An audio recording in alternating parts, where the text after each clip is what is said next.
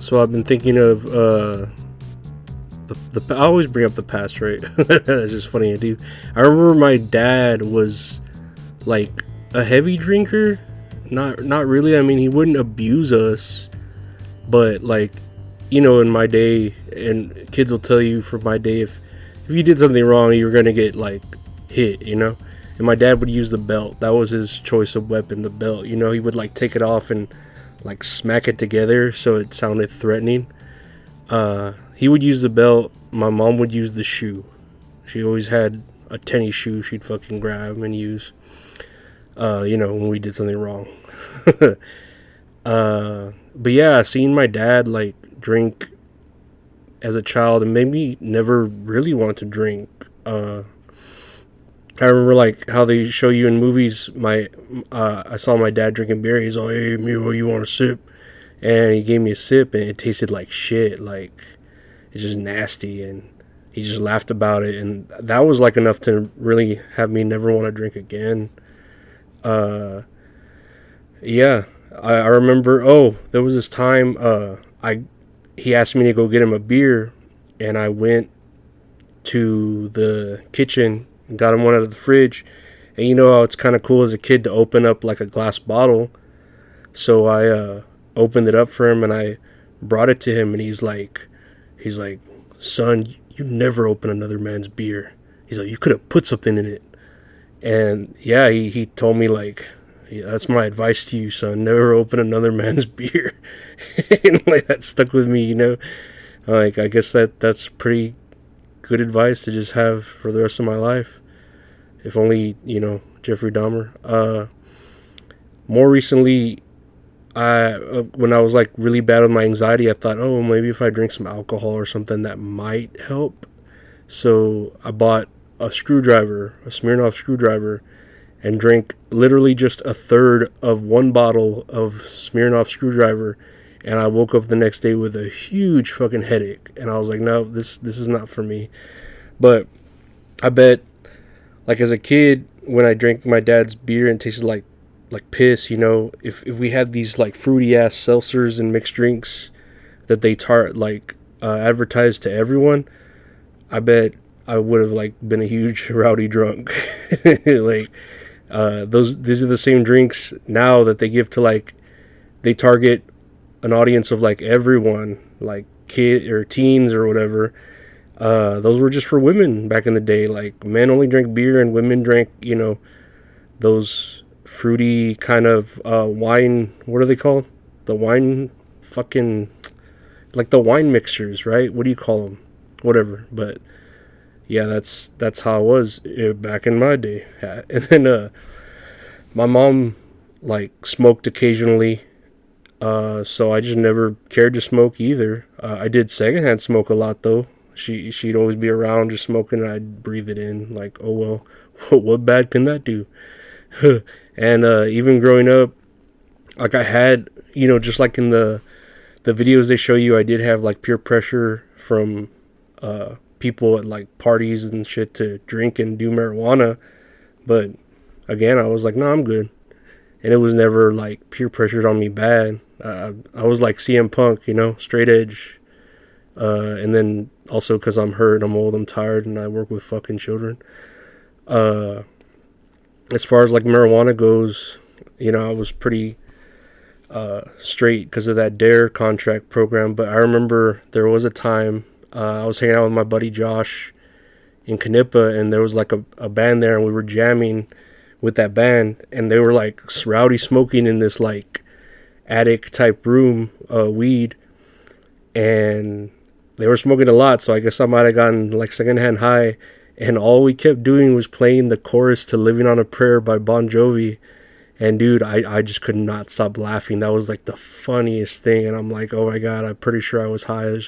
Oh, we're halfway there, give it a shot, oh, living on a prayer. Like that, I don't know why that shit like was so fucking funny. And I think about it, I'm like, dude, I was like rowdy. I bet you I was rowdy high, But yeah, even now, with marijuana being it is, and they have like some weird ass names for marijuana, like Purple Urkel and Afghan and Just you could think of anything like exotic T-Rex. Nah, that's probably a strain, but I don't even know.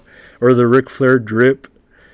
So I mean, I guess if Texas makes it legal, I will do it because I need any sort of way to relax. I'm just like stiff as a board. Not even like my erection, but just my body. I'm so unrelaxed. I could use something, so I'm sure marijuana would do the trick. But oh well, it's still illegal here in Texas, huh? But I could shoot some fucking dude if he comes up on my lawn, and I mean, I wouldn't shoot him. I told you I'd grab my little bat, my sting bat, and beat the shit out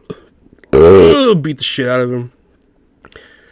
But yeah, I was also looking, like I had an old phone here and I was going to reset it to sell. And I was looking through it and I found some some old notes on it from like 2012 and 2013 that had like jokes.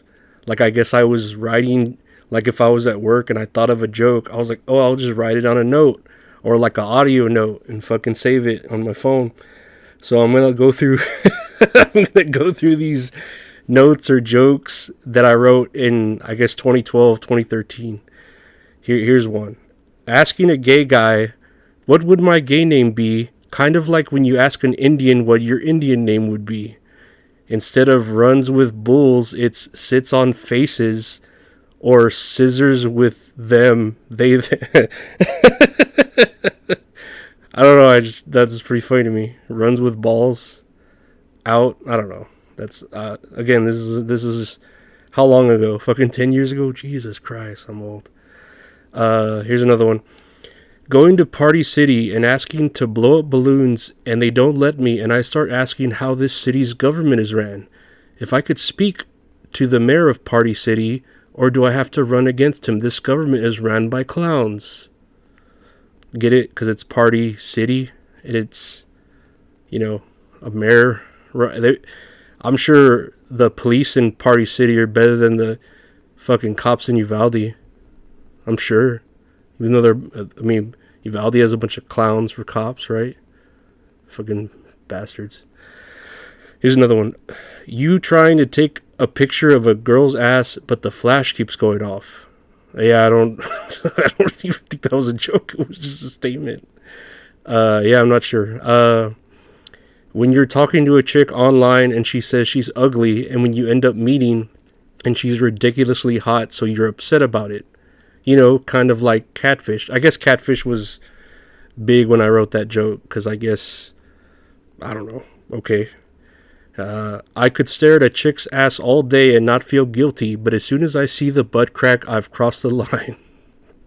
You can see the humor I have here from 10 years ago when I was 20-something, 24, 25, 26 maybe, I don't know.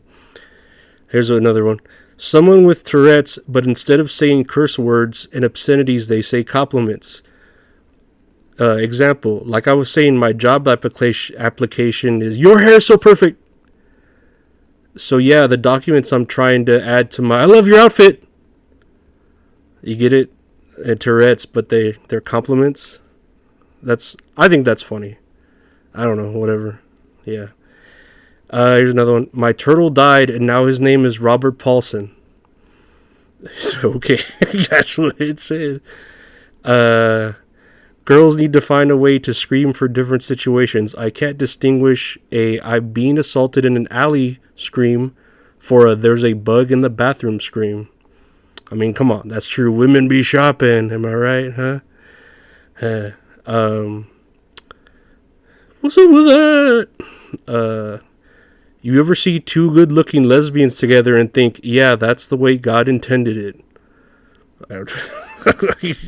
I mean, that's like, man, two good-looking lesbians together and you're like, my life sucks. Actually, I remember when I was in college years ago, and I remember seeing like a black girl and a white girl lesbian straight up making out in the cafeteria. And I was like, man, this is a little too much. Like, I was even like, this is a lot. This must have been how it felt when white people saw the blacks drinking out of their fountain. They were like, oh no, this this is crossing the line. But yeah, that's all I had written for today. Yeah, let me know if you like these old note segments. Nah, I don't have a lot of old notes. I'm pretty sure I don't. That was just some random phone I had, but that was pretty funny to me. And let me know what your stance is on marijuana. Are you for it, against it? Did you hear about Biden signing away marijuana as his felonies, even though I'm sure it's just like a false flag and he's distracting us from something else he's doing? Because no matter what side you're on, politicians are just terrible people, you know? Even like that AOC, they're all terrible people. I know you're thinking, oh, this one is a lesser of two evils. No, all politicians are terrible. Unless you're at Party City. Maybe the mayor of Party City will fucking do more than an actual United States official. But yeah, anyways, take care, and I'll see you on the next one.